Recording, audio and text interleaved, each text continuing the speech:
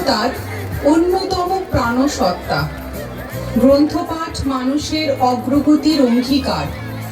গ্রন্থ বা বইমেলা হলো সেই অগ্রগতিরই দিকদর্শন।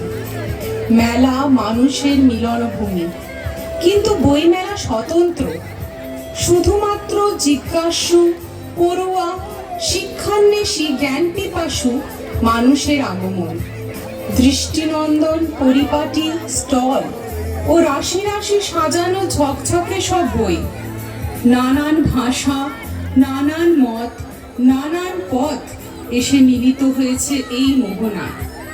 প্রখ্যাত কবি, সাহিত্যিকদের নক্ষত্র সমাবেশ ও তাদের মনজ্ঞ আসর সমৃদ্ধ করে সাধারণ মানুষের মননকে।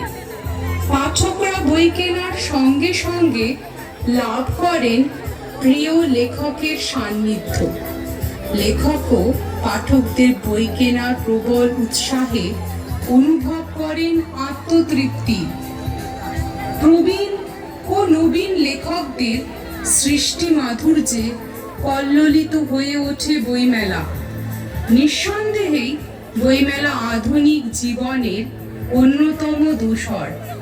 বইমেলা জাতির সংস্কৃতির বড় পরিচয়। এখানে দেশে দেশে কলহ নেই, মানুষে মানুষে সংঘর্ষ নেই। এখানে পরস্পরকে বোঝবার ও বোঝাবার প্রতীক হলো বই, আর মাতৃভাষার ঐতিহ্য, গৌরব ও অগ্রগতির চিরকালীন প্রবাহের মাধ্যম হলো বইমেলা।